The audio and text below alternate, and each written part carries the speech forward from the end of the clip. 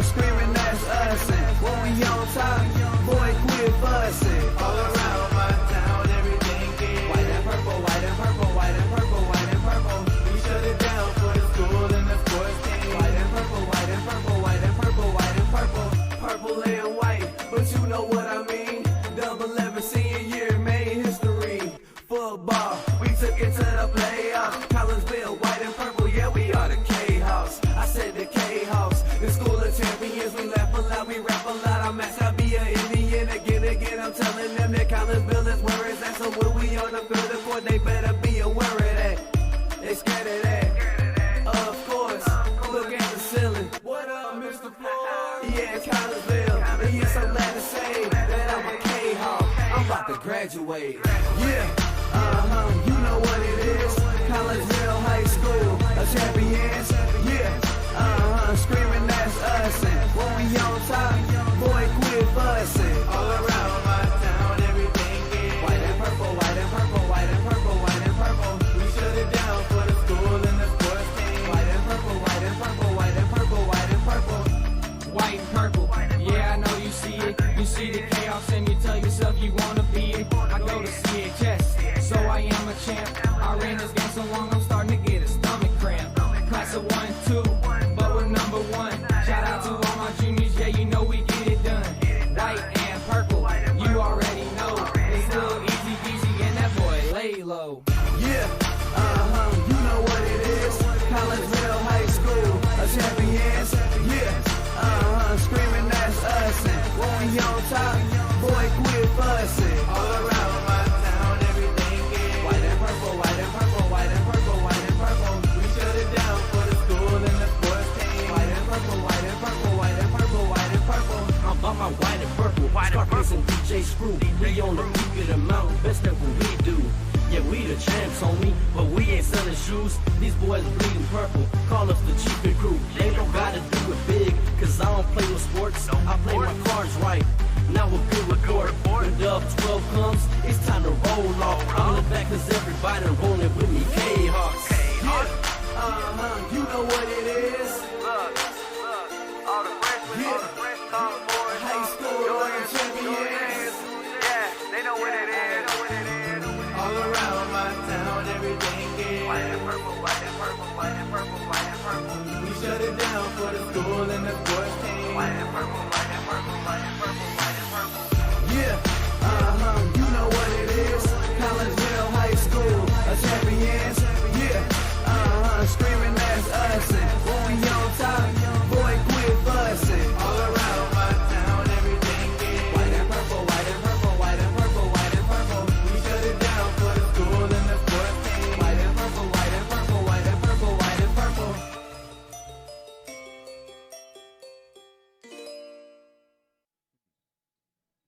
And very good morning to everyone as we welcome you to day number 2 of the 36th annual Prairie Farms Holiday Basketball Tournament here at Virgil Fletcher Gymnasium. I am Todd Duke alongside Zach Roseman, and we're glad that you're with us here as we continue this fantastic tournament. After day 1 in the books, we continue with day 2. But first, let's go backwards in time and recap what happened in day 1. Yesterday's festivities kicked off at 9 o'clock in the morning when O'Fallon and Altoff hit the floor, and the O'Fallon Panthers got the better of the Crusaders, a 54-50 final. Then Mundelein, a new team in the mix here in this tournament, took the floor for the first time at Virgil Fletcher Gymnasium and beat Granite City by a score of 53-36. That was followed by Belleville East defeat of the MacArthur Generals, 63-57. And then the top of the bracket ended when Lincoln and Triad hooked up, and the Railers of Lincoln High School came out on top of that one, 52-36. The bottom half of the bracket began with Decatur Eisenhower hooking up with Edwardsville in a closest game of the day, a 2-point win for the Eisenhower Panthers over the Edwardsville Tigers, 48-46. Then the home team, Collinsville, taking care of the only Missouri school left in this tournament as the Kahoks down the Oakville Tigers, 68-41. Another close game, a 3-point win between Quincy and Madison as the Madison Trojans took care of the Quincy Blue Devils 54-51. And the nightcap saw the defending champions, Springfield Southeast, win a close one over Rockford East by a score of 68-63. 5 out of the 8 games yesterday there, Mr. Zach Roseman, were decided by 6 points or less, so it made for some pretty exciting basketball on day number 1. Yeah, and even the, really all of the games with the exception of the Collinsville-Oakville game were all, relatively close and, fairly entertaining for the casual observer. The Mundelein Granite City game was fairly exciting, and for me anyway, Lincoln are always fun to watch, so yeah. It was a good day, and Yeah. we're going to follow it up with another good day, and we're going to kick this day off with probably the best matchup of these quarterfinal matchups, as we have 2 teams, and between them there's only 1 loss, and that is the O'Fallon Panthers taking on the Mundelein Mustangs. O'Fallon 9-1 on the year after their win yesterday, and Mundelein, after their big victory, they improved to 12-0 on the year, and looking forward to this one. Yeah, it should be fun. Kind of the matchup of the 2 big, literally in this instance, juniors for Mundelein, Scotty Abube, who had a rather impressive 16 points, and of course Sean Riley for O'Fallon. And you and I have both seen him play a number of times. We all know what he's capable of. I think the difference in this game, and something that I'm not sure that the Panthers are going to be able to do, is Trey Baker. He went 5 of 11, 4 of 9 from 3, and had 17 points yesterday.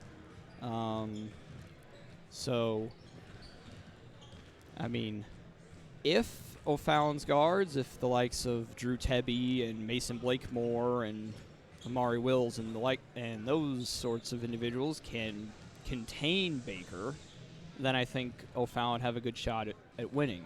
If not, then I think the Mustangs will take the victory. Either way, it should be a very good game, though. Should be a very good game. Of course, we'll keep our ears and eyes on the auxiliary gym, as the losers of all of yesterday's games are over there fighting it out for the consolation championship. Altoff will take on Granite City at 9 o'clock. Decatur, MacArthur, and Triad hook up at 10:30.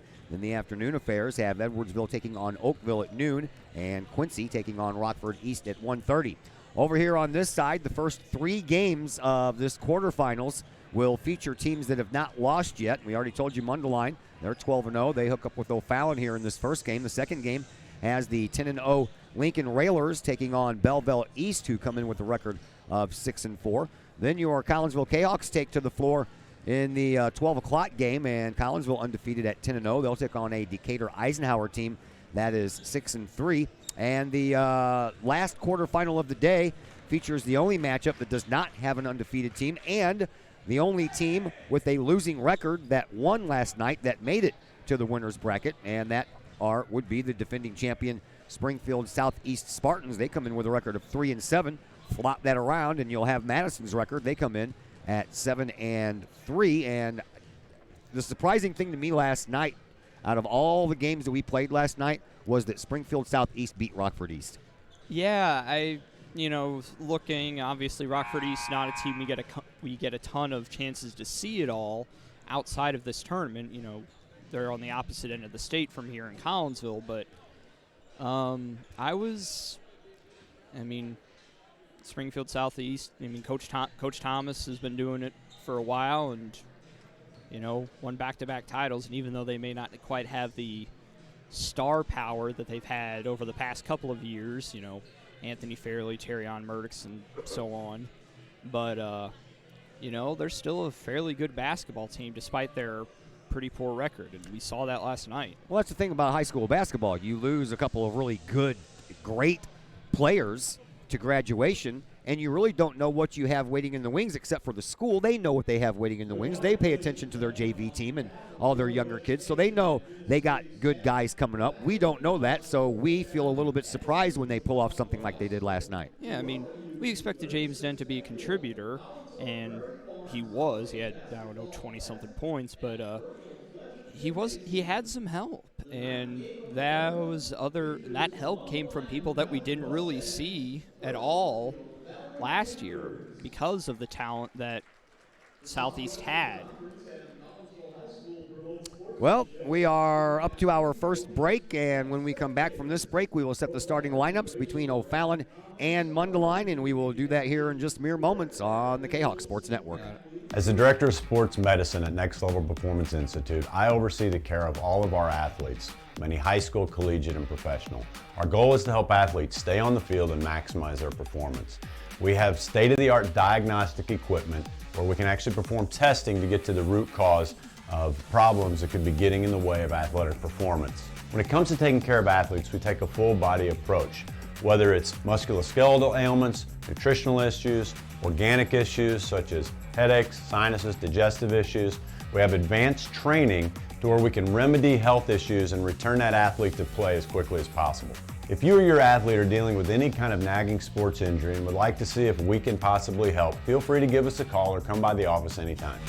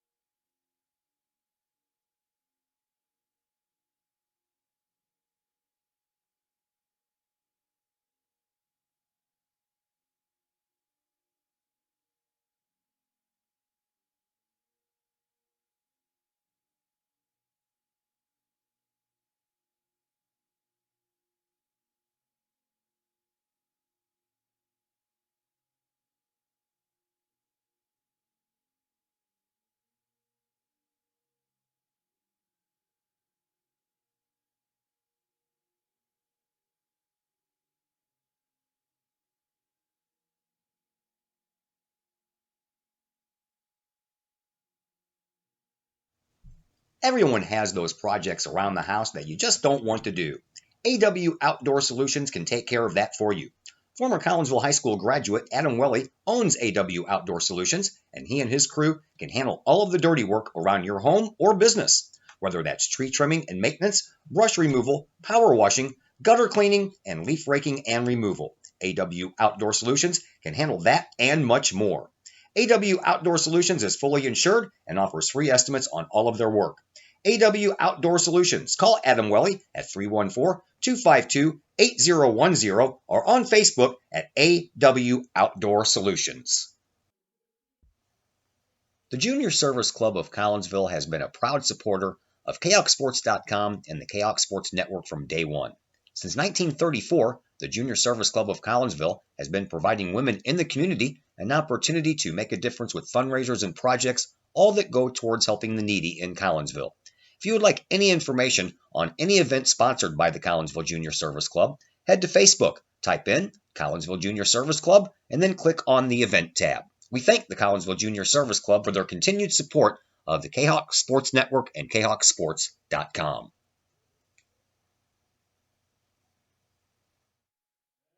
The 36th Annual Collinsville Holiday Classic is brought to you by farmer-owned and locally produced Prairie Farms. Did you know that over 20 scientific studies, that's 20 scientific studies, support the benefits of recovering from strenuous exercise with the quality protein and nutrients found in chocolate milk?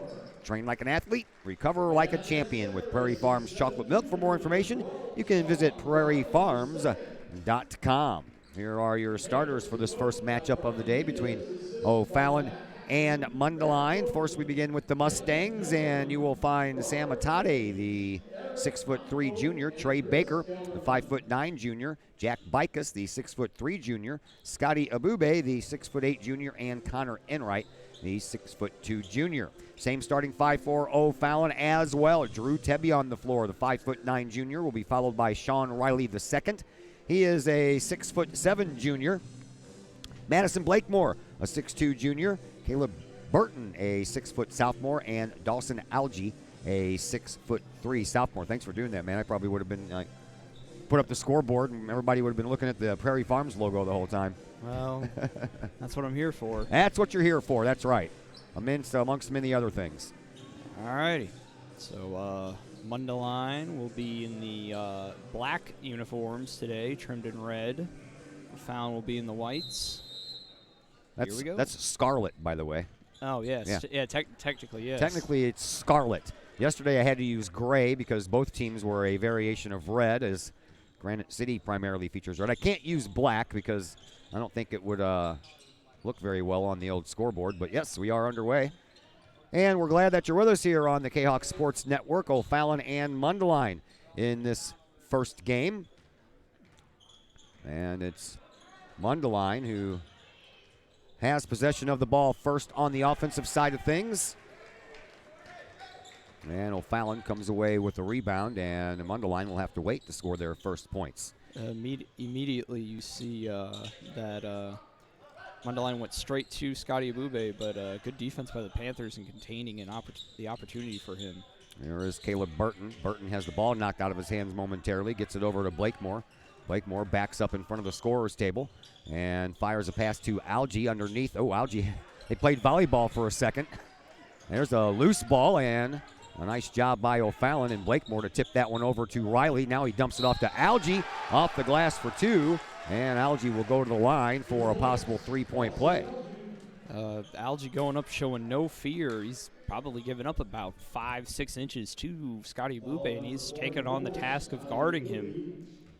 6:53 left here in this first quarter. We're just underway, 1 minute, 7 seconds in. And to the free throw line is Dawson Algie. He was 1 of 4 in yesterday's game. And he misses that one, and the rebound belongs to the Mustangs over in the far corner. It is Jack Bicus. Bicus sends it out front now for Connor Enright. Enright rolls around the perimeter, kicks it out to Trey Baker. Baker behind the back, kept the ball, and a three-point shot misses the mark, and the rebound belongs to Caleb Burton. So again, the Mustangs will wait for their first points. And a no-look pass kind of hit Algie right in the face. He wasn't expecting it, and the loose ball off of the noggin of Algie belongs to Baker, and Baker comes in, and he tries to get the first points, and now we're going to have a foul against Abube. That will be his second. And just like that, the big guy is in foul trouble, and he's coming out of the game. And Chris Rooney coming in to take his place. So both fouls on the board for Mundelein belong to their big man, Scotty Abube. And that will help O'Fallon's cause out big time here. There is Caleb Burton. Burton brings the ball up, picks up his dribble, was going to go over to the side for Tebby, but he was covered. So instead, he'll come back over here to Blakemore. Blakemore almost lost the handle on the ball, gives it back to Burton. Burton works it up inside to Algie. He's in the paint, turns around and tries to take a shot, but he's fouled in the process. And back to the free throw line will be Algie, I believe. Are they going to call that one on the floor? Foul on the floor. Yeah, they're going to call it on the floor. That one's going to go against Connor Enright. And that's 3 team fouls now for Mundelein. Just over 2 minutes. It's not a good recipe for success. Here is Riley off the glass. He a little bit too hard, but Algie with the rebound. He puts it up too hard. Another rebound by Riley, and he can't finish up either. So we remain at 2-0 in favor of O'Fallon. Fast break time for Mundelein, and there is a big three-pointer for Jack Bicus. And Mundelein, with their first shot of the game, takes the lead 3-2. Bicus had 1 3 yesterday, and he's equaled his total already here today. There is Enright. He brings the ball up after a rebound, and Mundelein looking to add to their lead. A three-point shot once again, and that one misses the mark. Rebound all the way out, and back out front we go to Enright. Enright, top of the key, pulls up next to the free throw line, takes the shot and hits it for 2. 5-2, Mundelein in the lead. Here is Burton. Burton takes it around to the top of the key, picked off as he was trying to pass it to Riley, and in off. Oh, Riley says, nope, not today. But they are going to call a Goaltending, yep. I mean, nice athletic play by Riley, but just a little bit late. Well, Bicus did a nice job anticipating that pass to Riley and picked it off in front of the O'Fallon big man. But just a little bit too late. Yep. Ball had already hit the backboard, and once it does that, you can't go up there and touch it. That's called goaltending. If you get up there before it does, then you'll be okay. There's Blakemore with a nice little baseline run. And it's a 7-4 game. Mundelein in the lead by 3. 4.5 minutes to go here in this first quarter. And Mundelein works it up into the offensive front court. That is Connor Enright at the scorer's table. Works his way to the top of the key. Dumps it off, and over into the corner, it's Baker, and a three-point shot. Baker, he had 17 points to lead his team yesterday, and on the three-point side, he hit 4 of 9. Yeah, he's I think Coach Badgley has pretty much given him the green light. Here's Burton with the answer. Nope. Did not fall in, and the rebound is, I was going to say, I don't know. Stay down here. Yeah, I don't know why. Enright decided to let, or excuse me, that's not Enright, that's Chris Rooney, decided to let that ball keep on rolling. He could have reached for it and stopped it from going out of bounds. It was off of him. As Burton inbounds for O'Fallon to Algie. Algie up off the glass, and he'll go back to the free throw line again. Foul will be on Sam Atade. That's the 5th team foul on the Mustangs. Man, we just reached the halfway point of this first quarter. If they keep on doing 5 every 4 minutes, they're going to be in some major trouble. Or actually, maybe that's only Mundelein's 4th, but 4th, yeah. But whatever. still, Yeah. 4 every 4 minutes, that's not a recipe for success. As Algie hits the first one. Yeah, and that would be 8 a quarter. That would be 16 fouls per half, and there would be a few people that would be fouled out of this game if they keep up this pace. yeah. O'Fallon set to bring in a sub. Yes. That will be number 4, Maury Wills. He will come in for Algie. Maury Wills had 5 points in yesterday's game coming in off the bench. As Mundelein had to go to their bench early as Scotty Abube picked up 2 quick fouls in the first 2 minutes of this game. Here is Connor Enright. Top of the key. He'll launch a 3 from there, and he'll drain it. 13-6. Mundelein on fire early from beyond the 3-point stripe. Here is Burton. Burton for the Panthers brings it up. Panthers are the team in white. And they have the word Panthers across their chest, and that pass by Tebby to Riley was almost a thrown ball that Riley wasn't expecting and almost went out of bounds. There was a foul called. That'll be another one to Tade. Man. That's his 2nd. Sam Atade picks up 2, and now Mundelein has 5. They're going to call that one on the floor as well. 3:21 left to play here in this first quarter, and they're going to bring in Chris Martin. Martin checks into the game with a little bit of size. 6'6" freshman. Did not play a lot yesterday. No, he didn't.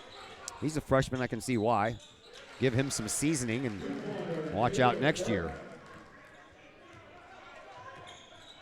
O'Fallon inches a little bit closer. Here is Enright. Throws it out over to Baker. Baker on the right wing. Dribbles and drives. And stops at the free throw line. Fires a pass over to the side for Bicus. And then Enright has his shot go off the rim, and it ends up going out of bounds, but last touched by O'Fallon. 2:47 left to play here in this first quarter. First game of the day, first quarterfinal matchup. Winner will move on to semifinal action. Here is Trey Baker with another 3-point shot. That's 2 for him here in this first quarter.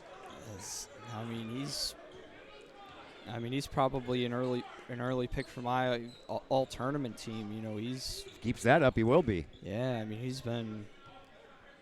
I mean, they're not right on the line either. Those are pretty deep threes, and he's hitting them at a pretty good clip. Burton with the ball inside the perimeter, gives it to Riley. Riley near the free throw line, double teamed. He'll take off and he'll take it to the basket. And into the double digits are the O'Fallon Panthers, 16-10 as we approach 2 minutes to play here in this first quarter. Here is Enright. Connor Enright brings it up for the Mustangs. Mustangs are wearing their black uniforms today, trimmed in scarlet red. Numbers are in that same color. Hey, so are their shoes. Ah, they have a team set. Team shoes. Yeah. Because O'Fallon's got like blue ones and yellow ones and white ones, and I think some teams will take the time to do that. Foul on the play as Baker was trying to enter the lane. I think that'll be on Blakemore. That'll be the first foul for the Panthers. And Dawson Algie will re-enter for Burton. Tebby picks up the foul. His first, team first. Bit of an ironic cheer from the smattering of red-wearing fans here in attendance. Yeah, that was Oh! could have called that a travel. I thought that's what they were going to call. They call it a block. I think the O'Fallon fans wanted that. But that's Tebby's second foul here, and we are going to see Chris Porter come into the game, presumably to replace him. Chris Porter came off the bench yesterday and picked up a couple of points. 2 points on 1 of 2 shooting in 6 minutes of play. 89 seconds to play here in this first quarter. Inbound pass comes into Enright. Enright just outside the lane, turns and passes it to Bicus. He'll launch a three-point shot. That one's a little too strong, and it goes off the top of the backboard, and that'll be a Mundelein turnover, and O'Fallon will have a chance to inch a little closer as the Panthers trail by 6. Yeah, I mean, Mundelein kind of starting the same way they did against Granite City, you know. I think yesterday as well, Labube picked up a couple fouls fairly early, and so either that or he got tired. So, and when Abube is not in the game, they run much more perimeter-oriented game, and you've got Trey Baker making the shots that he is. Algie with a little baby hook. Yeah, if you got Baker making the baskets that he can, then why not? Why shy away from it? Speaking of Baker, Trey Baker right in front of Chris Kettler there at the scorer's table, and then makes his move over to the wing, picks up, launches a three. That one misses everything and goes out of bounds. Another turnover there for Mundelein, and the O'Fallon Panthers again now down by 4. Will have a chance to inch a little bit closer with 42.6 seconds left in this first quarter. There is Burton. Burton across the timeline, standing on the Kahawk logo. They are going to spread it out and look for one, I would think. Mundelein content to let them do so. Enright approaches, and now Burton has to go to work. 20 seconds left. Over to the far side, and Chris Porter. Porter dribbles and drives, spins, and dumps it off to Wills. Wills drives baseline, and he can't control the ball. And there goes O'Fallon's chance to make it a 2-point game before halftime. 10.5 seconds left, so a chance for Mundelein to add to their 4-point lead. Bube back into the game as Bicus inbounds to Enright. Enright will let the ball roll on the floor for a moment to save a couple of seconds. Now he brings it up. Oh, nice spin move to get out of Burton's way. Here's Trey Baker, but he travels. 5.5 seconds left now for O'Fallon to get those points they were looking at just a moment ago. Kind of a rash of turnovers in a row. And, yeah, just recently, too. Wasn't like that at the beginning. Yeah. Drew Tebby will come back in. Scotty Abube will head out. And O'Fallon, we'll see if they can make it the length of the court in 5.5 seconds to put up some kind of a shot. Here is Burton.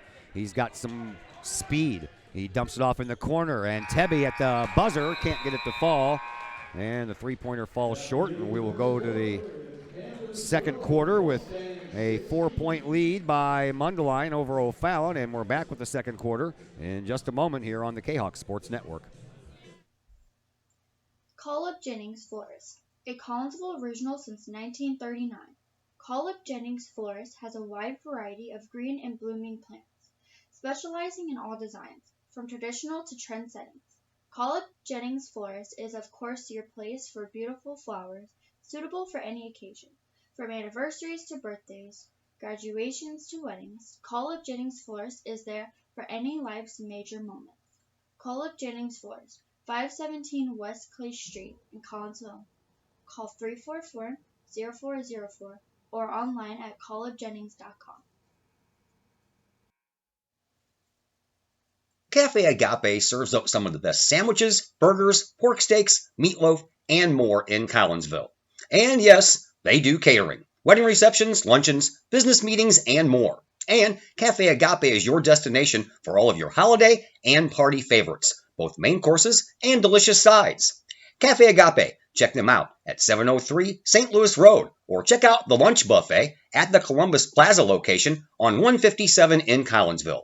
Call Cafe Agape at 345-CAFE, 345-2233. Yes, they still cater. Cafe Agape, that's some good eats. O'Fallon gets the ball as we begin quarter number 2 here at Virgil Fletcher Gymnasium. I'm Todd Duke.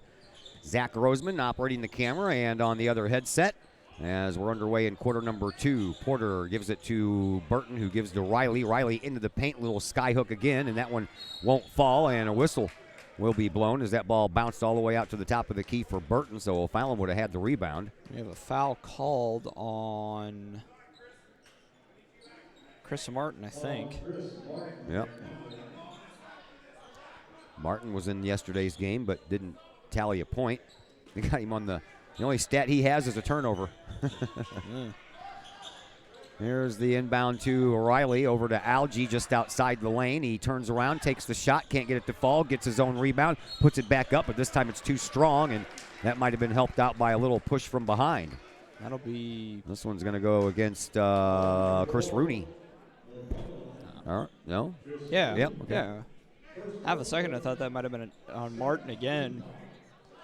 But I kind of like Algie. He's a pretty good player, especially considering he's only a sophomore. And the first one hits. Trims the lead to 3.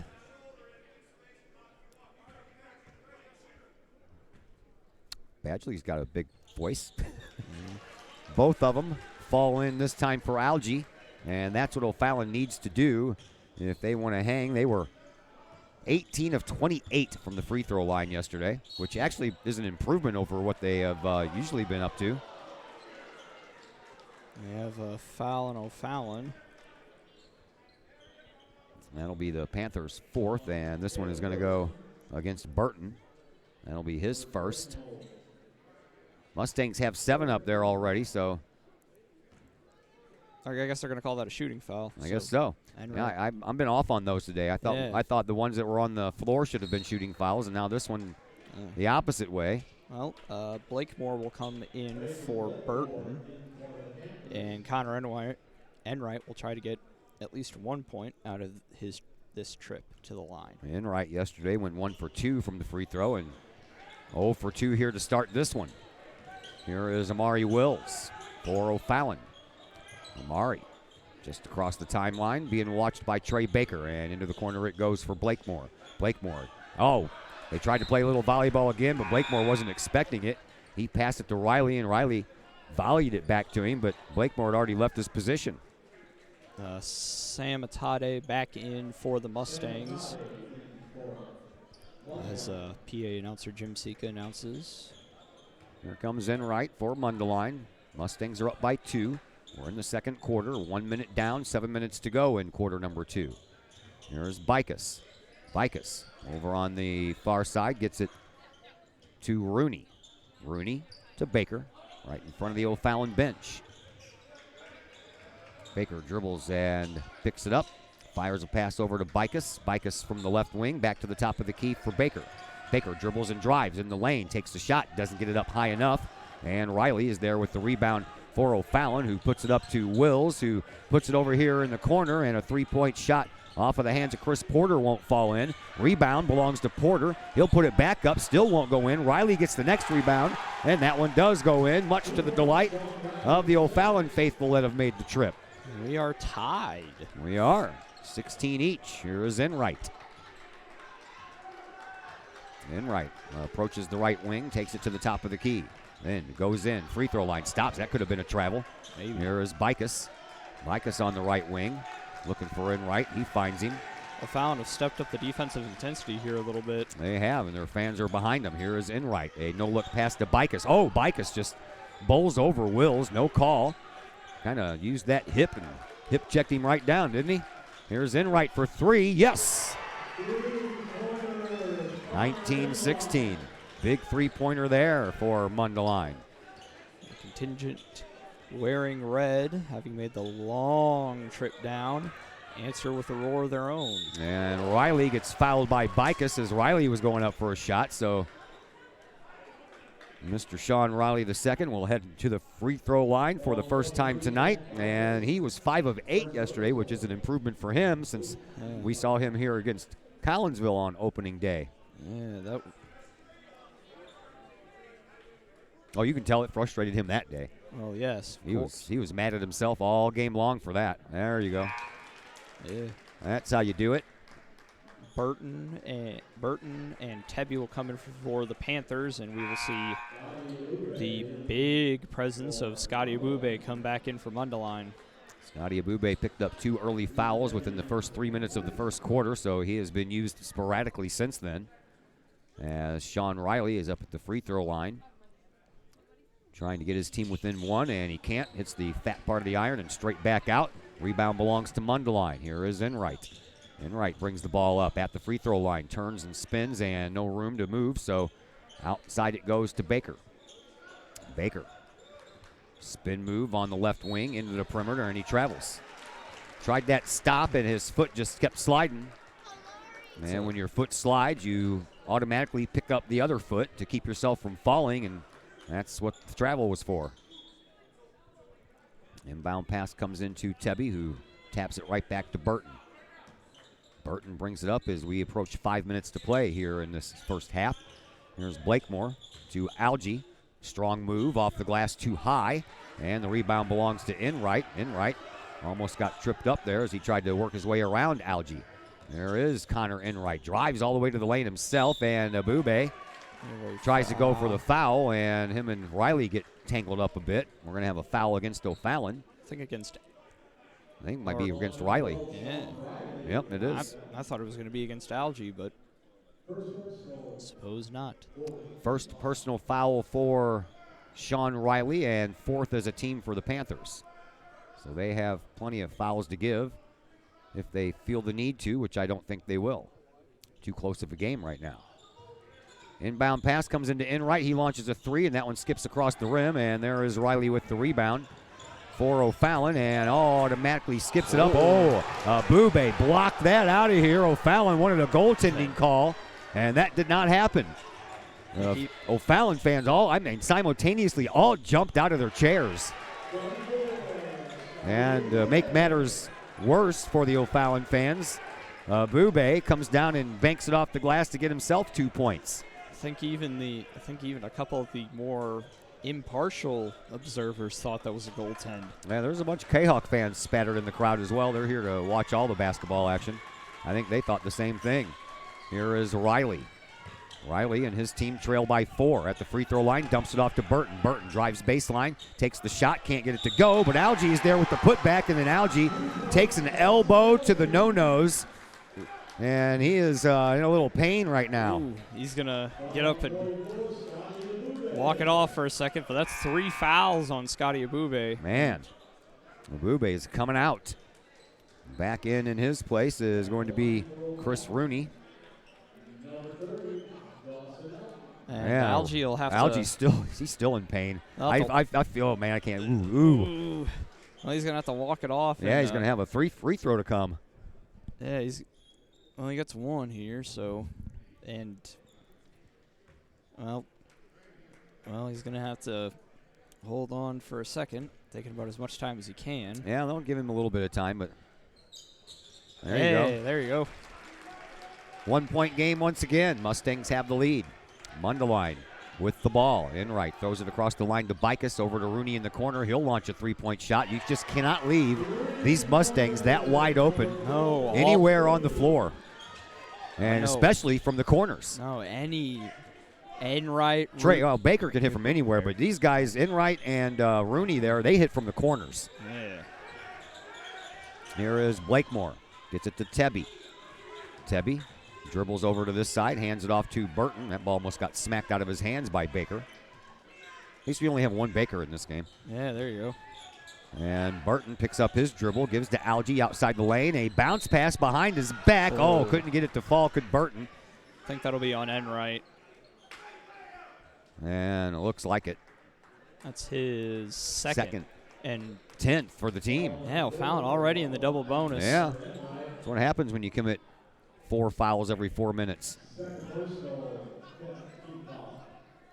So up to the free throw line will be Caleb Burton, who went 7 of 8 from the free throw line yesterday. He's smooth, but that one did everything but fall in. Yeah, he's been one of the better guys on this Panther team when it comes to that. But I think Coach Badgley will call timeout. And we will take a timeout right along with them. So we're back here in just a moment on the Kahoks Sports Network. Plumbing or electrical problems? Is your AC or heater on the fritz? There are dozens of companies out there, but do you really know who you're letting in your home? Trust Tiger. Our technicians are clean-cut, drug-free, and background checked. What other company can make this bold statement? Our 24-hour emergency service will ensure your plumbing, heating, AC, and electric are up and running no matter what time of day it is. Schedule your appointment today. Tiger Plumbing, Heating, Air Conditioning, and Electrical Services. We earn our stripes every day.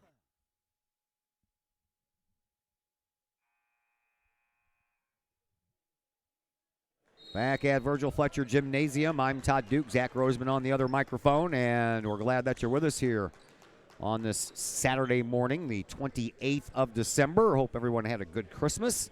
We do have an update from the auxiliary gym. After one quarter, Althoff lead Granite City 16-12. Close game going on over there, too. Yeah, figured it would be. Those are two pretty evenly matched teams. Back to the free throw line is Burton. He missed his first, and up here to take his second. His team trailing by 4, and he makes that one. Makes it a 3-point game with 3:15 left to play here in this first half. Here's Enright. Enright will take his time over there in front of the scorer's table before getting pressured from Blakemore, and now over to Rooney. Rooney dribbles and drives and kicks it up over to the side to Bikus. And back over this way now to Baker. I'm surprised that he didn't take the 3-point shot over there. I think Mundelein are maybe looking to chew some clock a little bit. Not really sure why, but too early for that. Well, Here's Enright. Look, I mean, it looks like that's what they're doing. Yeah, it looks like they got the 4 corners posted, don't they? Yeah. I mean, I guess Coach Badgley has his reasons. I mean, you're up. I suppose you could run some clock. Sam Matade stands at the free throw line. He hasn't moved much. He's the only one that's not doing any moving. As Baker.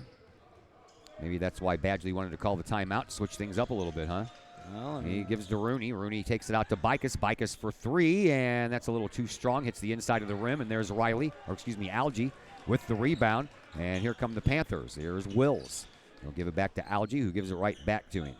Out at the midcourt stripe, Burton gives it back to Wills, who gives to Algie. Algie backs his way in, and backs his way in a little bit too hard. That will be his first, 5th for the Panthers. 1:54 left here in this first half, 24-21. Mundelein with the 3-point advantage over the O'Fallon Panthers. Belleville, East, and Lincoln have the next game on this floor. See the rail splitters up at the bleachers. The band area. Yep, bleachers at the west end of Virgil Fletcher Gymnasium, up on the concourse, if you will. Enright has the ball from Baker. Enright dribbles, drives, dumps it off underneath, and Atade off the glass for 2. Well, that kind of reminds me of kind of a play that the Edwardsville Tigers would run a few years ago, where they'd back when Coach Waldo was still there, they'd spread it out and run 4 corners, but usually Mark Smith, but they'd look and score out of it. They have another offensive foul. Yep. This one's coming up against Blakemore. That was on the other side away from the basketball carrier. His first, and now the team's 6th. 1:01 left to play here in this first half. And here comes Connor Enright for Mundelein. Bounce pass onto the wing for Rooney. Back over to Baker. And another foul coming up. Well, I thought that O'Fallon was going to get out of this half without sending Mundelein to the line on bonus shots, but nope, not going to happen. 7th foul. Drew Tabby will come back in for Wills. Trey Baker to the free throw line. He was 3 of 4 from there yesterday. As Ty Moaning looks like he's ready to check in for Mundelein and the Mustangs. And a missed shot by Baker. It always amazes me, these guys that shoot these three-point shots like they do, and then they get to the free throw line and miss. It's like you're closer. What do you miss for? There was a big turnover there by O'Fallon, or was it? Was that touched by the Mustangs? Looks like it. Guess so. Moaning comes in, and Blakemore with the ball, and the lane was wide open. And he's fouled from behind by Rooney. And the Panthers will shoot 2.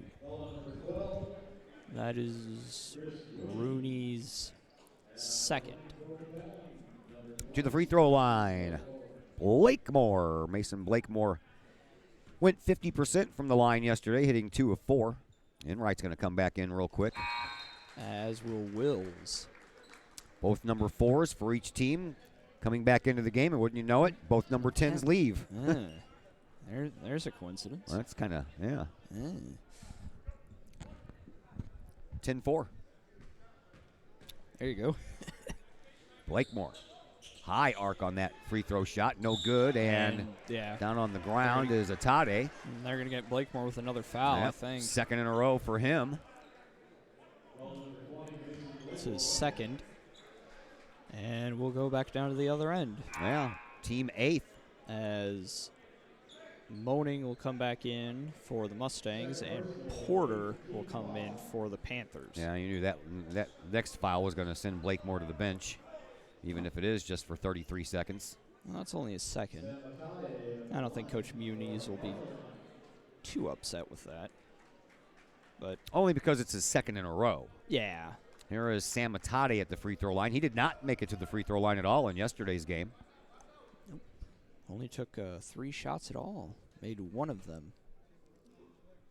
And he will have to wait to make his first one in this tournament a little bit longer as O'Fallon gets the rebound.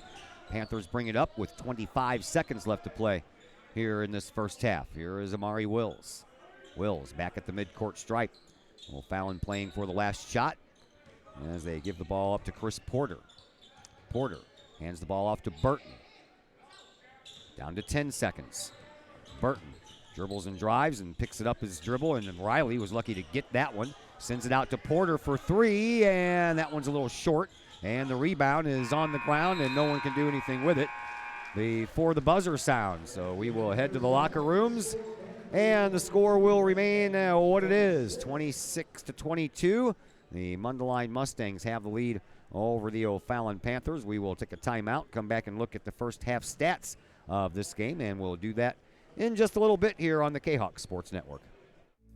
Hi, Purple and White fans. This is Dan Mode, class of 1989. I'm with New American Funding. Myself and New American Funding are proud sponsors of Kahawk Athletics.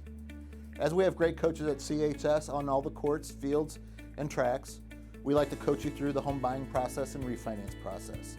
If there's ever anything we can do, I can be reached at 618-973-5343 or www.danmodeloans.com. Let's support our student athletes at CHS. They deserve the best. Thank you for your time, and go Kahawks.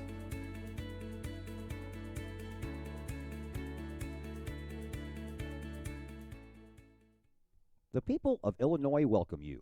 The folks in Collinsville, Illinois, well, they want you to stick around for a while and enjoy the sights, the fun, the food, and of course, the Collinsville Kahawks. The city of Collinsville is a proud supporter of the Collinsville Unit 10 School District. So welcome to Collinsville. Come on over, catch a Kahawks game, or enjoy some of the new places to eat, shop, and have fun.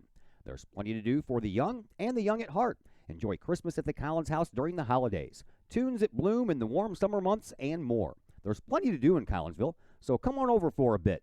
The folks in Collinsville would love to see you. For more information, go to www.collinsville.org.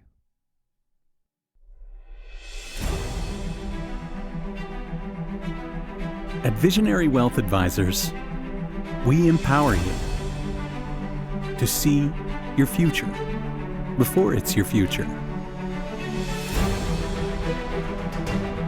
to create your inheritance,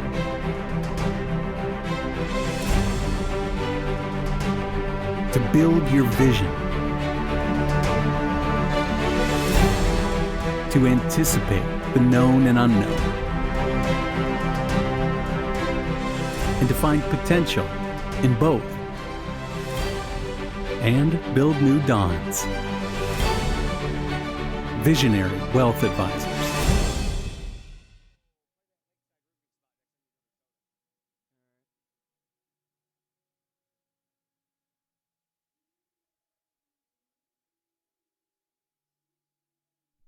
Lakeside Roofing in Collinsville. Let the professionals at Lakeside Roofing protect your most important investment, your home or business. Have the elements taken a toll on your roof system? Notice a leaking roof? Maybe it's time for a free roof inspection. Regular maintenance can extend the life of your roofing system by 10 years or more. Lakeside Roofing is your winning team for commercial and residential roofing systems. Lakeside All-Star professionals have installed, repaired, and maintained hundreds of roofs on both sides of the river. Call Lakeside Roofing today at 618-344-2800 in Collinsville or 314-241-5253 or online at lakesideroofing.com. Choose experience, choose Lakeside.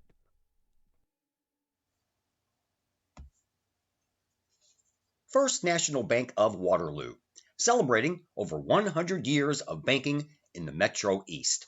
Visit First National Bank of Waterloo's O'Fallon branch office for your mortgage and lending needs. Why? Super low closing costs, low construction loan rates, and they do so much to support our local communities. When you need a loan, come see Bill Metzger at First National Bank of Waterloo in O'Fallon. Call Bill at 618-632-1010. Visit him at 104 Regency Park in O'Fallon or online at fnbwaterloo.com. That's my bank, member FDIC, equal housing lender. And once again, we welcome you back to Virgil Fletcher Gymnasium here on the campus of Collinsville High School.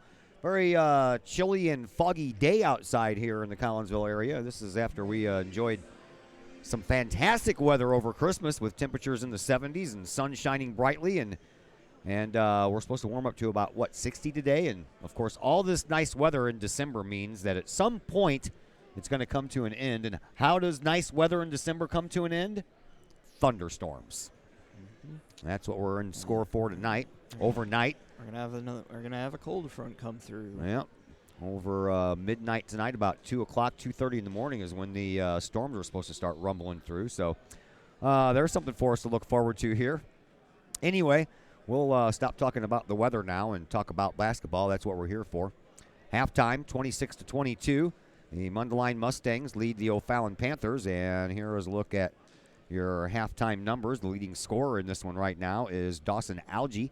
He has 11 points, and that includes a 5-for-6 performance from the free throw line. So he's hitting them when they matter from the free throw line, and that's always important in the game of basketball. Just ask Mundelein, because right now as a team, they are 0-for-4 from the free throw line. So that may come back to haunt them a little bit later, as right now they lead by 4 points. All right, rest of the numbers look like this. Besides Algie's 11 for his team, Sean Riley II has 5 points, and then 3 points each for Mason Blakemore and Caleb Burton. Leading scorer for Mundelein right now is Connor Enright with 8 points. 6 points belongs to Trey Baker, 5 for Jack Bikus, 3 points for Chris Rooney, and then 2 points apiece for Sam Atade and Scotty Abube, the two big guys out on the floor for Mundelein. Turnovers, well, Fallon's turned the ball over 6 times, and Mundelein has got 4 points off of those turnovers, while Mundelein's only turned the ball over twice, and O'Fallon could not capitalize on either one of those turnovers. From the lines, Mundelein as a team, 6-for-12 from beyond the three-point stripe. We told you about the 0-for-4 from the charity stripe. And O'Fallon, they're the opposite. They're 0-for-4 from the three-point stripe, but they are 8-of-12 from the free throw line. And O'Fallon also winning the battle of the boards as they have out-rebounded Mundelein 19-10. Takeaways? Yeah, so, I mean, it's been a pretty good game so far. Real quick, another update from the auxiliary gym. Althoff lead Granite City 30-24 at halftime. 30-24, 6-point game there, 4-point game here. That is a look at your halftime stats, and we will take a break, come back, and have the second half for you. All that coming up next on the Kahoks Sports Network. Brady Pest and Termite Management in Caseyville. Brady Pest and Termite Management is your local pest control source. The Midwest offers its fair share of pest problems, and Brady Pest and Termite Management is up to the challenge. Whether it's pesky rodents in the cold winter months or ants, spiders, and other pests in the warm months, Brady Pest and Termite is your solution. And termites? Brady Pest is tops in the Metro East in termite management. Do you have unwanted pests? Then call the best. Brady Pest and Termite Management in Caseyville. Call 343-1790 or on Facebook at Brady Pest and Termite.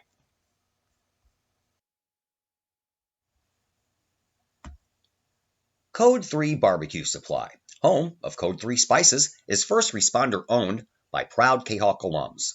Located at 302 East Main Street, Code 3 Barbecue Supply is your home for one-of-a-kind everything barbecue headquarters, providing the best American-made barbecue grills, smokers, rubs, sauces, accessories, and cooking expertise from professional barbecue experts.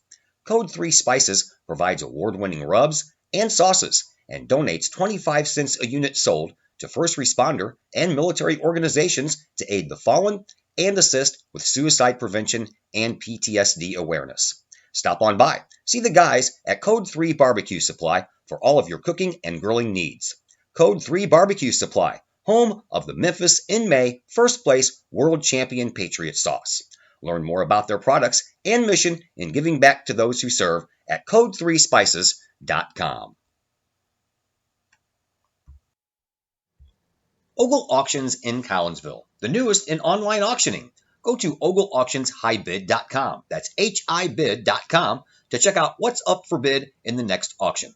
Ogle Auctions deals with everyday items like board games, t-shirts, and more, to collectibles, whether that is a vehicle, vinyl records, or vintage toys. Or how about a trolley car? And Ogle Auctions is always on the lookout for more items. Check out their next online auction at ogleauctionshighbid.com. That's ogleauctionshibid.com. Or call Kim Ogle today at 618-980-4530. Pace Design and Construction in Maryville. Whether building a new home, making an addition to the home you currently own, or finally getting around to that remodeling job you've been putting off, Pace Design and Construction in Maryville can help. Pace Design and Construction is a building and remodeling contractor you can trust. They provide the highest quality, they are dedicated to their customers, and are committed to completing your project on time and within budget. Pace Design and Construction in Maryville. Give them a call at 618-407-5466, online at pacedesignconstruct.com, or on Facebook at Pace Construction Design. Back at Virgil Fletcher Gymnasium, Todd Duke and Zach Roseman with you. And we are certainly glad that you're spending some time with us. I know you could be doing other things. It is, after all, a holiday week. And I know that you also want to get your basketball fix in as well, so this is where you do it. And we are glad that you decided to spend some of your Saturday with us. We're going to be here for, what were we here for yesterday, 16 hours, 15 hours? It was 14 hours of game action, probably about 15. Yeah, I got here at 7:30 and left at 11:30, so I think that's 16 hours, right? Yeah. 16 hours that I was not at home. Yeah, you were here a little longer than I was. Yeah. I got here at about. Get here early and get prepared. Got here at about 8:15 or so, and I left about 11:15. So. Yeah. You were there for 15 hours. Yeah. Here is Abube. Kicks it off in the corner, and a big three-point shot there to open things up for Mundelein and Chris Rooney. So Rooney extends his team's lead. And it's a 7-point contest now.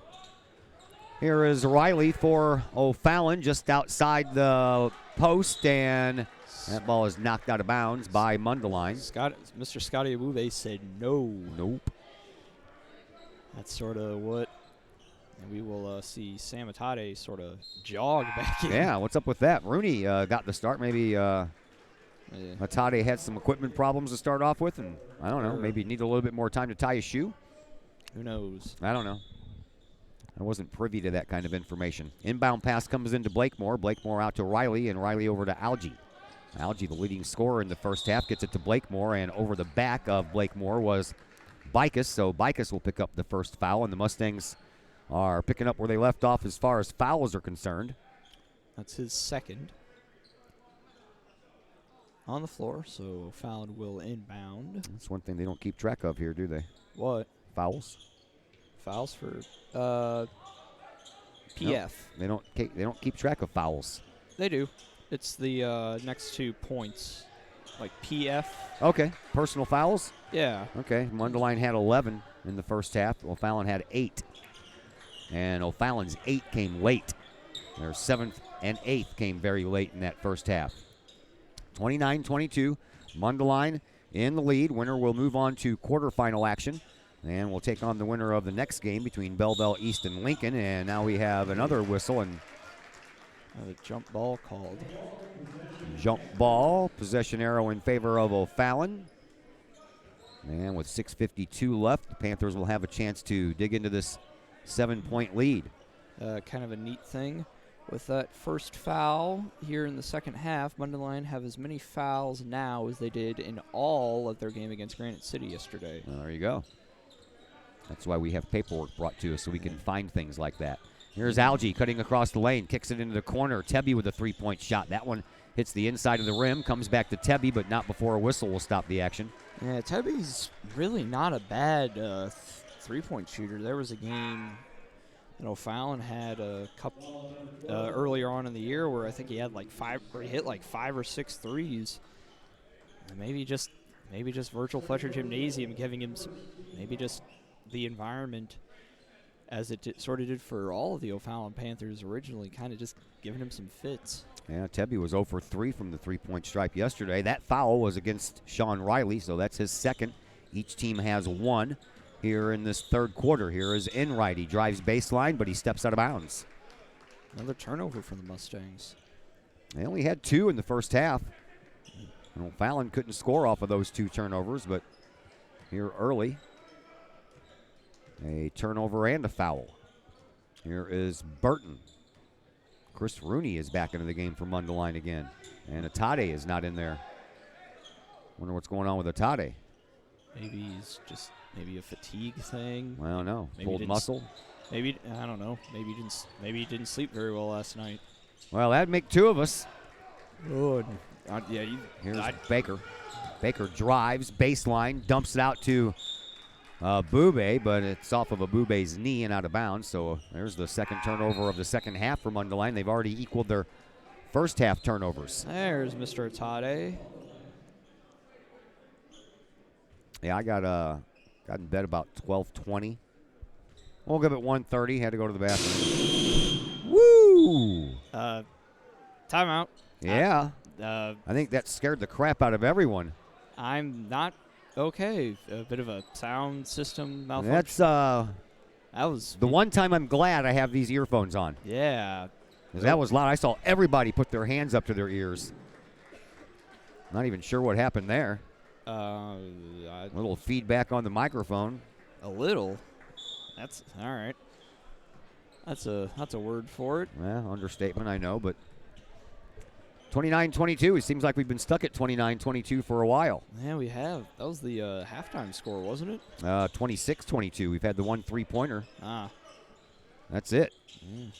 Here is Burton at the free throw line. Takes it in, and there you go. First bucket. Some points from the paint. First bucket for O'Fallon of the second half. Enright gets it into Abube, and he'll take one strong move to the basket, and there you go. That's what he can do, you know. Mentioned this earlier. He's got about 5 inches on Algie. And he only had 2 points in that first half as he got into early foul trouble and was sitting on the bench a lot. Here's Tebby for O'Fallon. Hands it off to Riley. Riley with a one-arm shovel pass to Burton, who gives to Blakemore. Blakemore drives baseline. Reverse layup won't go. Algie with the rebound. He puts it back up and in. 31-26, 5-point game. Here is, that could have went either way. They called Burton on the block, and Enright could have very well been called on the charge. Trey Baker will come in for Atade. 4:35 left to play here in this third quarter. 31-26. Mundelein Mustangs have a 5-point lead. Just as close of a game as we thought it probably would be. Here is Abube outside the lane. He's trying to post up. Instead, he throws it out over on the wing and now onto the other side on the wing for Enright. Enright, top of the key three-pointer. Oh, that one rattles but won't fall. Rebound belongs to Bicus, who gives it up to Baker. Baker in front of his own bench. Looks to drive baseline, does so, kicks it out into the corner. And that is Chris Rooney. Rooney to, oh man. Big man goes down quickly, and Algie's going to get called for a foul, and that is going to send Abube to the free throw line. Yeah, Abube got the ball and had a decent amount of space. I think he was probably looking for the dunk, and then Algie said no. Kind of. Abube went 4 of 8 from the free throw line in yesterday's game. He shot that many? Yeah. Oh, all right. Hits the first one here. Drew Tebby will come out as I think Chris Porter will come in. Chris Porter, number 22, and Abube makes both of his free throws, extends his team's lead to 7 points. I think that matches the highest the lead has been for Mundelein in this game. There's never been a double-digit lead. There's on the halftime sheet. There should be something for like largest lead down towards the bottom. There is Porter, spin move at the free throw line, turns around and he's fouled. He's hacked by Bicus, I think. That is his third, I think. Yeah, second team foul for largest Mundelein. lead was by 8. 8. All right. I knew it didn't get to double digits. I thought it might have been 7, but I was only 1 point off. That's not bad for guessing. All right. Porter will miss the first one. Yeah. And Dawson Algie will head to the bench. And Wills will come in to take his place. And Atade back to the bench. Him and Rooney are kind of interchangeable parts right now, aren't they? I think Atade's in foul trouble. Maybe Coach Badgley is doing something that Coach Douglas of Quincy did a little bit. Woo! Here we go again. There. Atade had 2 fouls in the first half as Porter hits one of his 2 free throws and brings his team back to within 6. Here's Enright. In front of the scorer's table, gets it to Abube. Abube drives baseline, and Riley almost forced him out of bounds. No call at all. Yeah. All right. There is Blakemore. Blakemore dumps it off underneath, but that ends up going off of Enright and out of bounds. And here comes Atade again. Yeah, they're going to just keep on swapping him out. They're going to take Bicus out this time. Yeah. Well, Bicus with his 3 fouls. I guess that makes a certain amount of sense. Bicus being a fairly important contributor for this Mustangs team. Well, Mundelein has cut down on their fouls. They had about 5 at this point in the first quarter. Yeah, that's true. All right, now they have 2. Panthers have 3. Riley pulls up, takes the shot, can't get it to fall. Rebound comes down way outside and picked up by Baker, who gives to Rooney, who takes this 3-point shot, and that skips across the rim. Rebound belongs to O'Fallon. Here is Burton. Burton headmans it up to Riley. Riley in the perimeter, kicks it back out to Burton. Burton stands on the left wing. And at the free throw line, he hits 2 more, and a little bit closer are the O'Fallon Panthers now. It's a 4-point game with 3 minutes to play here in this third quarter. Enright dribbles, drives, in the paint, takes the shot, count the bucket and the bruise. Foul will be on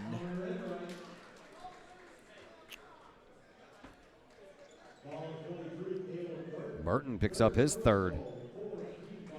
So we will see Enright to the free throw line, and he is already 0 for 2 in this game from the line. We will see Bicus come back in.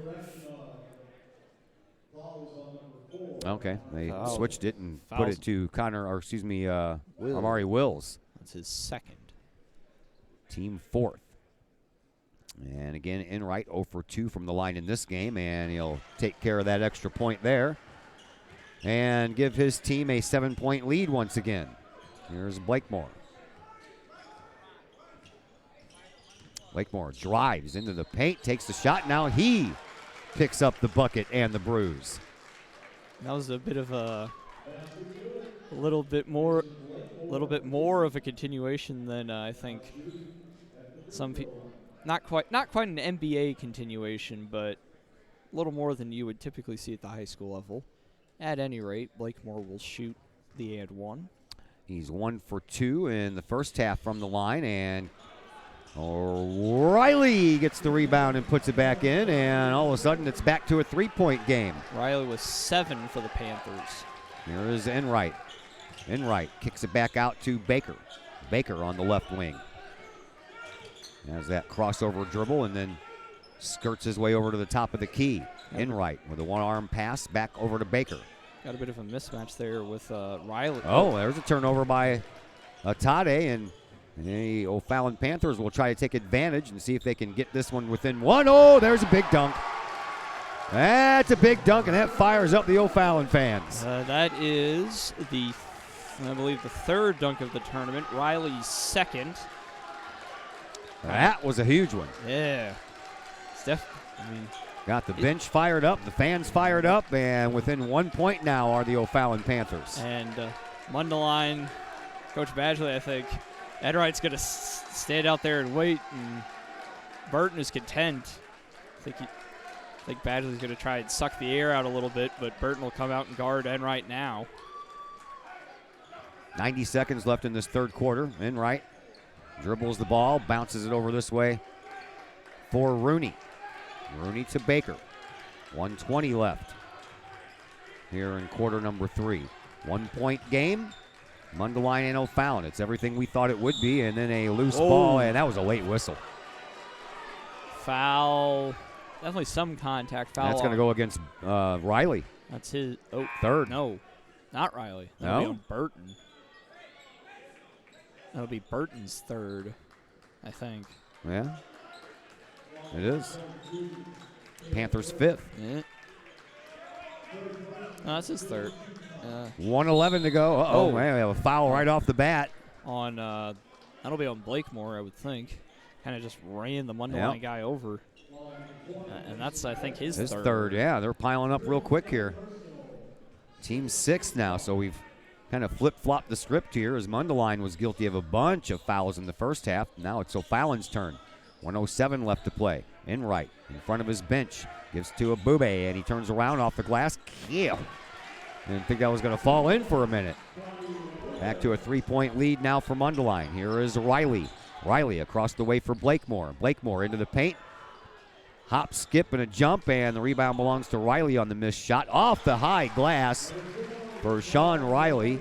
Back to a 1 point game with 40 seconds left to play here in quarter number 3. Here is Enright. Enright back at the midcourt stripe. One number 4 with the ball being guarded by another number 4. That's Amari Wills.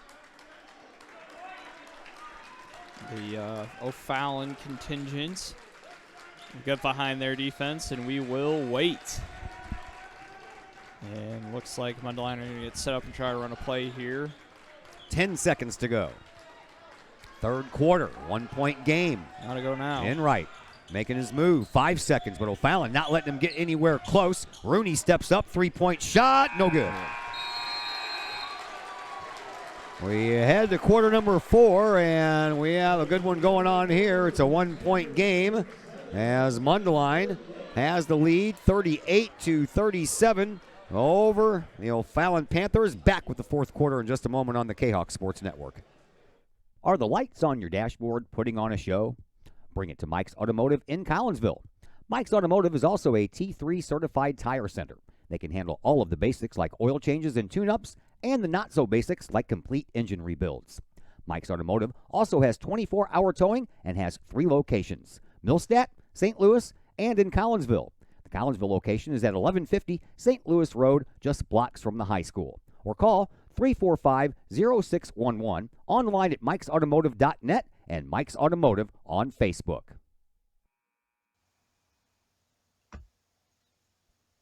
Pack Mail of Collinsville, locally owned and operated by Ryan Combs. Pack Mail can ship anything, anywhere. They treat you like a neighbor because, well, you are a neighbor.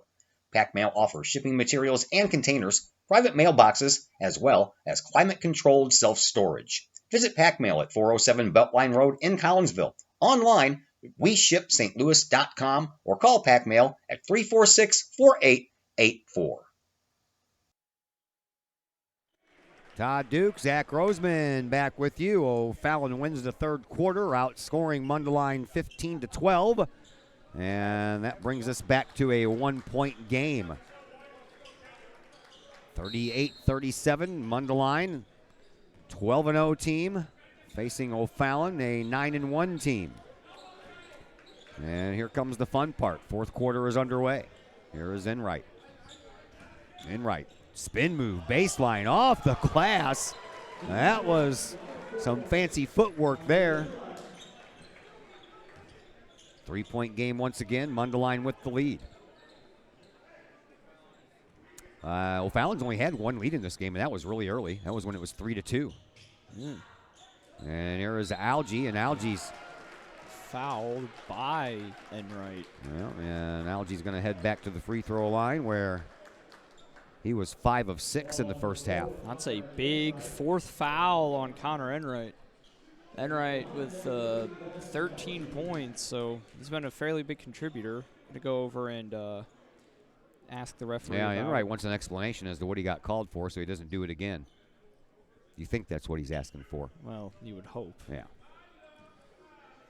But Tade will come in, presumably for Enright. Here is, in and out. Algie, guy that's been pretty reliable today, but it's only his second or third miss of the day, I would think. Yeah, he was, as I mentioned, 5 of 6 from the free throw line in the first half, so that's just his second miss. Next shot on the way, and that one's through. So back to a 2-point game. And here comes Baker for the Mustangs.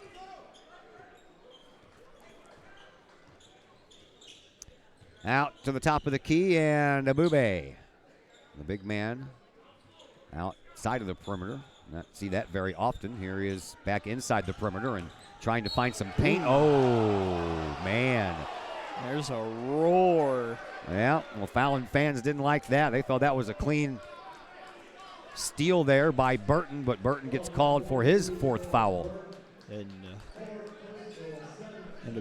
Abube will shoot 1 and 1.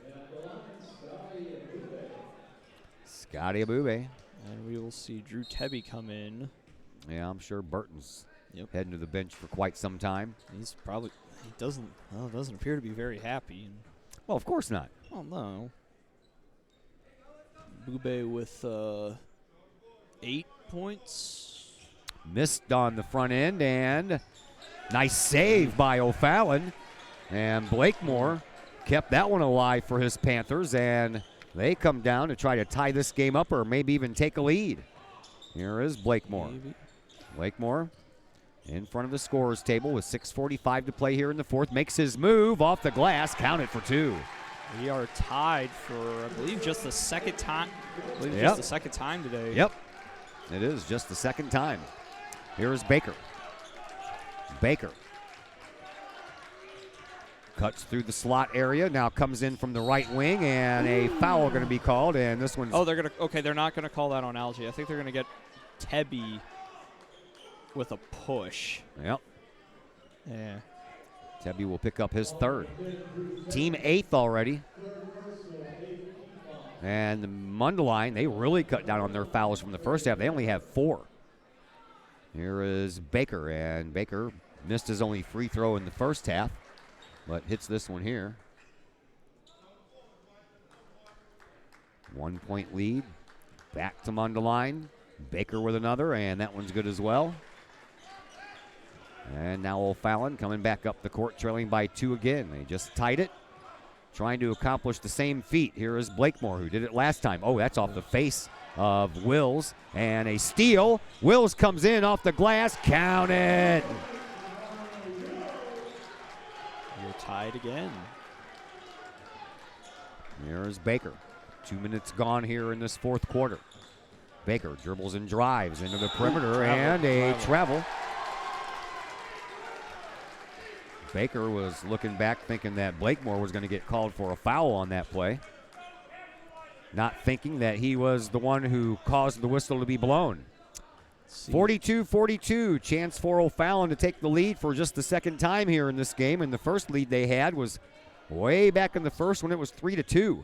We see the Belleville East cheerleaders making their way into Virgil Fletcher Gymnasium for their game against... Not a lot of teams brought their cheerleaders, that's for sure. No, just Belleville East, Collinsville. Rockford East brought theirs. No, that was Springfield. Oh, that was Springfield? Yeah, Okay. Springfield Southeast brought theirs. They had some rhythm last night, didn't they? Yeah. Either that or I was just really tired and it sounded good. Probably both. I think so. Yeah. 42-42, O'Fallon with a chance to take a lead. Here is Riley, dumps it off to Algie, and Algie has the ball bumped out of his hands, but he picks it back up, gives to Blakemore. Blakemore drives and is tripped. That one's going to go against Atade. Atade can't believe it, and neither can Rooney. Both of them come up court with their hands on their head. That's his fourth. There's a lot of kids running around here that have 4 fouls now. Atade.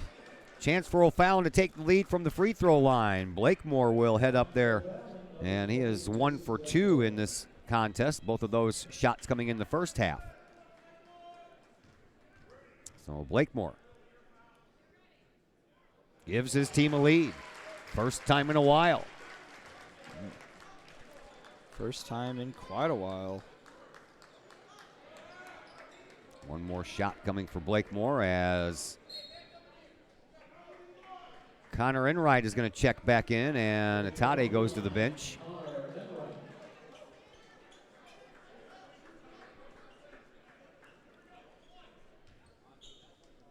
Blakemore, one more shot for him. Good on both. 44-42. Panthers have a lead. Their biggest lead of the day. Yeah, 2 points. Yeah. Into the corner it goes for Rooney, who gives to the big guy, Abube, into the paint. Boy, he just laid that shoulder right into Algie, and then shot Algie a mean look like it was his fault. Yeah, he's like, sort of, who are you to challenge me? Yes. But Algie's done a decent job on him. There's Blakemore. He's picked up his game in the last couple of minutes as well, and there's Abube with a big rebound for Mundelein, with a chance for the Mustangs to regain the lead. Here's Enright. Enright out front now for Baker. Baker gives to Bikus, back over to Enright in front of his bench. That's tipped by Wills, but it goes right back to Enright, who gives to Porter, bluffs the three, travels, not called, but O'Fallon comes up with the ball anyway. Headman up to Riley, and this time, instead of the dunk, he just puts a little fingertip floater off the glass and in for 2. 13 points for Riley. There is Abube, just outside the lane, trying to get past Algie. He does. Timeout Mundelein. Mundelein will call a timeout. It'll be a 30-second timeout, so we'll step aside for that long, and we're back in just a moment on the Kahoks Sports Network. Looking to buy a new home or sell your current one? Trust the Blaylock team of Keller Williams Marquis Realty with all of your real estate needs. The real estate market is hot right now. Trust the Blaylock team of Keller Williams Marquis to help you find the perfect home or to help you get top dollar for your current home. Give Peyton or Emily Blaylock a call today at 618-780-4622 or visit them online at blaylockteam.com or on Facebook at the Blaylock Team. Well, have you tried Prairie Farms' new snackable cottage cheese cups yet? They are a perfect size for snacking or dipping. They're available in 7 savory flavors like garden veggie or America's only zesty fiesta flavor. Visit prairiefarms.com and enter for a chance to win some free cottage cheese cups. Try them out. Again, that's prairiefarms.com. We are back at Virgil Fletcher Gymnasium. I am Todd Duke alongside Zach Roseman as we had a little housekeeping going on down there in front of the scorer's table, where the scorer's table meets the O'Fallon bench. So a little extra timeout being taken. Good game. Yeah. 46 all.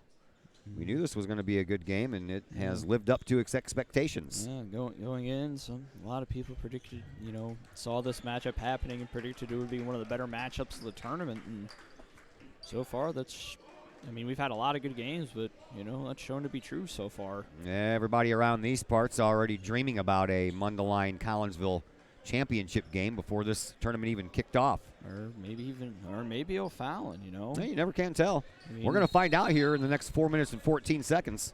And, well, I mean, the winner of this game, they may wind up playing for third. Never can tell, and that's why we play the game, sir. Well, that one's out of bounds. The referee standing out of bounds, and once it hit his shoulder, it was gone. So Mundelein will try to take advantage of an O'Fallon turnover.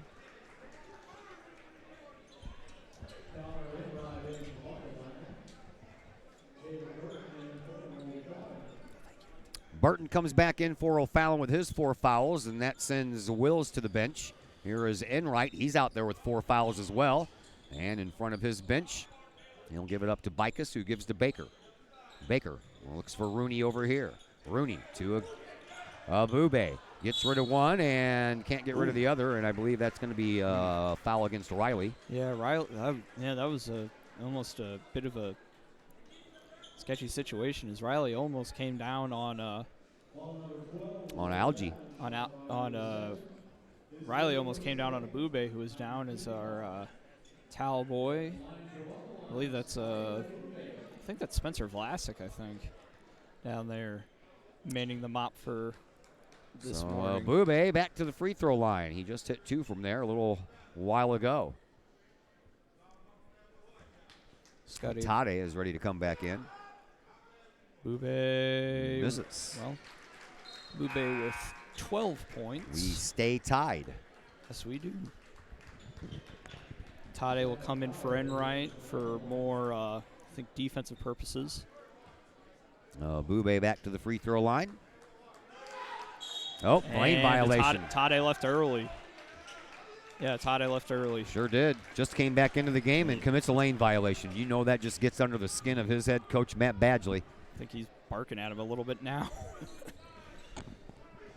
Blatantly obvious. That is not why I put you back in the game, son. Come on. Oh, really, coach? Here is Tebe that gets double teamed and a foul. Oh, are we going to have a timeout? I don't know. Yeah, timeout. We All are. right. I don't know. I heard the whistle, and then I saw the referee talking over there to the O'Fallon head coach, and then I thought maybe something was going on that wasn't quite right. So we will. 30-second timeout. We'll step aside for that long as well. Back in just a moment here on the Kahoks Sports Network. The Times-Tribune, Madison County's longest-running leading independent newspaper. The Times-Tribune has now added Collinsville to their coverage area this year, including coverage of City Hall, happenings in Collinsville, as well as coverage of the Unit 10 schools and the Collinsville Kahoks, plus more. The Times-Tribune is a weekly hometown newspaper that is published every Thursday and has been reporting news and sports in Madison County for over 30 years. Subscriptions are only $32 for an entire year, delivered to your home and the online edition. For more information, call the Times-Tribune at 618-667-3111, online at www.timestribunenews.com, or follow them on Facebook at Troy Times-Tribune. Just under 3.5 minutes to go, and stepping out of bounds with the ball was Burton. And that's back-to-back turnovers by O'Fallon. And Enright will come back in. 46-46, 3 minutes and 20 seconds left here in this fourth quarter. 200 seconds and counting. Here comes Enright. Enright gets it to Baker, who gets it to Abube. Abube cuts into the lane, takes the shot, gets it to fall. We were stuck at 46-46 for a little bit there, weren't we? Yeah, we were. Under 3 to go. Here is Burton. Burton cuts in from the wing, stops at the top of the key, and fires a three-pointer that bounces a couple of times off the rim but won't fall in. And Abube picks up the rebound for Mundelein, and they bring it up to the Mustangs. Rooney into Abube. Oh, he picks up the charge as he puts that shoulder into the chest of Riley, and Riley went flat backwards. I believe that is his fourth. Yeah, that is his fourth foul. So he's got to be careful. He's got to be careful now. Yeah, well, they're just now swapping out Atade for Enright. So there's 4 fouls for 4 fouls for a minute there. There was going to be 3 guys on the floor with 4 fouls. And the 9th team foul for the Panthers, so Mustangs will be in. Mustangs have their 7th. Yeah, that was the 7th for, 7 for the Mustangs, so, yeah. Here is Blakemore, front of the scorer's table. Kicks it over to Burton. Back over to Blakemore.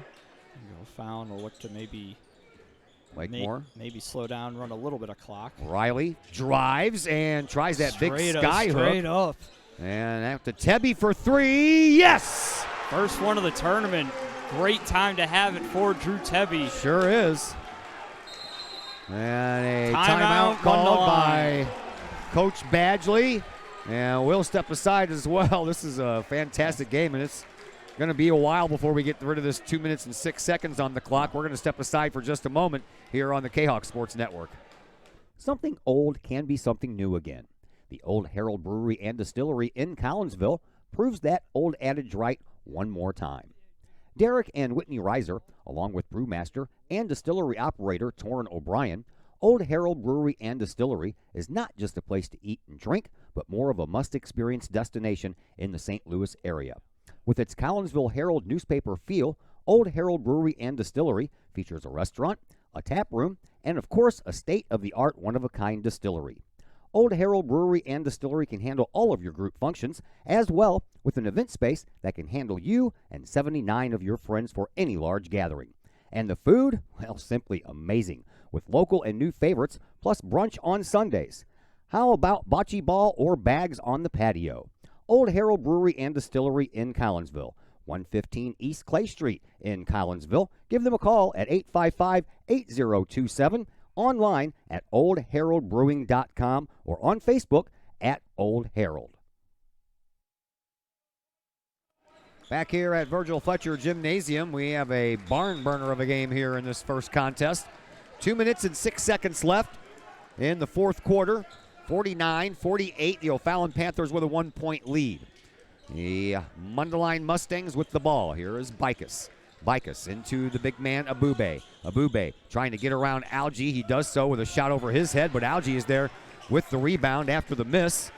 And here come the O'Fallon Panthers trying to extend their lead.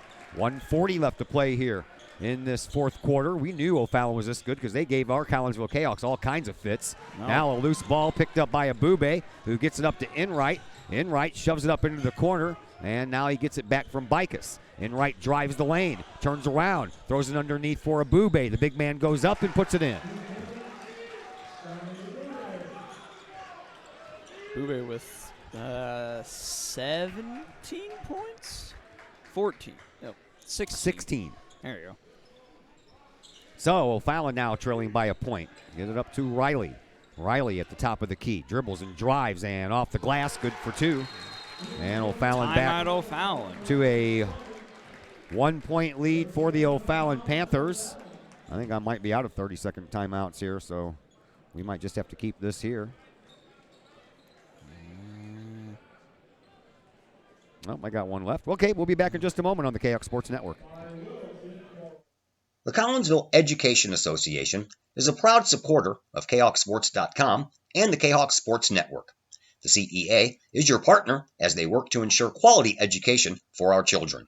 The CEA advocates excellence and equity in public education and represent over 400 educators in 11 schools in both Madison and St. Clair counties. For more information, you can visit the Collinsville Education Association's Facebook page or the CEA's website at collinsvillecea.org.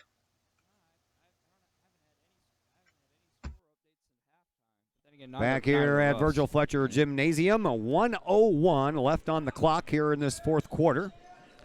And a 1-point lead for the O'Fallon Panthers over the Mundelein Mustangs. And here come the Mustangs on offense. Here is Connor Enright. Enright bounces the ball over onto the wing for Baker. Baker back to Bikus. Bikus gets it over to Enright once again. Enright spin move in the lane, takes the reverse layup and nails it. There we go. Back and forth to a 1-point game. Whoever scores last is going to win this one, don't you think? Here is Burton. He drives the lane. And, oh, get that out of here, says Boobay. Oh, Boobay almost knocked that one over into Caseyville. Man, oh, man. Another timeout on the floor. We will step aside for probably the last time here in this contest, and we'll be back in just a moment on the Kahoks Sports Network.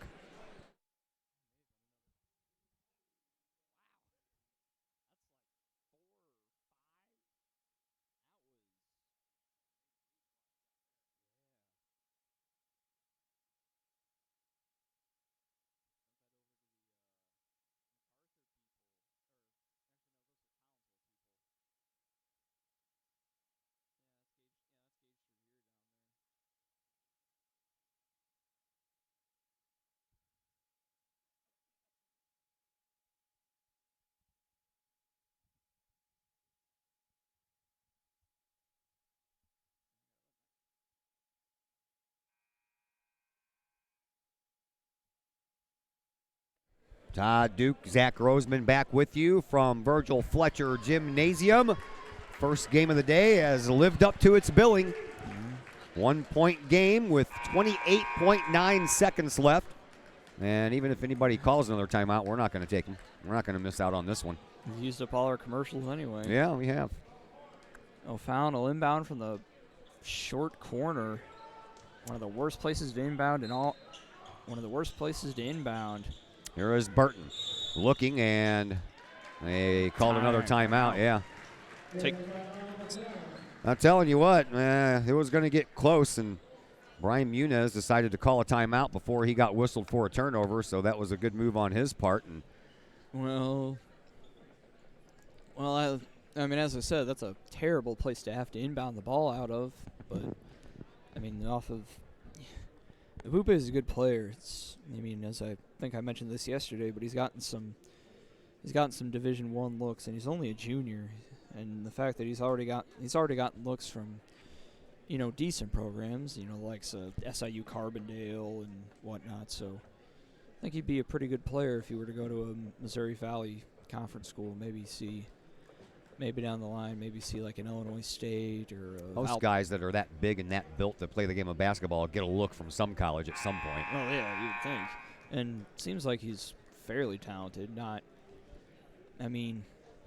He's definitely looks like he's got a college-ready body, and and I think maybe the only criticism that a college coach would maybe have as him is maybe you'd wish that if he were, maybe. And he's only a junior. He may, but if he could grow another 1.5 inches, 2 inches, then put him on that old medieval stretching board that they used to torture people with back in the day, right? Yeah, there you go. Give him one more inch. Yeah, Burton inbounds all the way out to the top of the key for Riley as we have 25 seconds left. Here is Blakemore. Blakemore drives into the lane and get that out of here again, says Abube. Off the glass, it falls to Enright. Enright moves it up to Bikus. He's trying to cross the line, but foul on Tebby. Well, Munoz over there yelling at one of his players to foul. And finally Tebby does, and I think Tebby has picked up his fourth. Yeah. Mustangs will shoot 2. So to the free throw line, it'll be Bikus. And Bikus did not go to the free throw line in this game. And yesterday he did not go to the free throw line, so he's a little out of practice, I was going to say, right when he nails that one. Well, 2-point game. Fouling. Another timeout. Of course, we're going to call all kinds of timeouts here in the last seconds. Well, we're not going to start on time. Oh no, didn't think so. Well, here we are now, 10:25. So with a 15-minute warm-up and maybe 4 minutes for starting lineups, we'll probably start about maybe 10:45 or so. See, you're going to jinx us, and this game's going to go to overtime. Knock on wood. There is no wood. We don't have any wood. Composite. That's Formica underneath, I'm guessing. I don't know. Yeah. Particle board. There's no, I could reach, back in the day, I could reach out and go down to the lower level of the bleachers, but yeah, since a couple years. Well, the floor's made out of wood. You can go down there and knock on it once or twice if you'd like.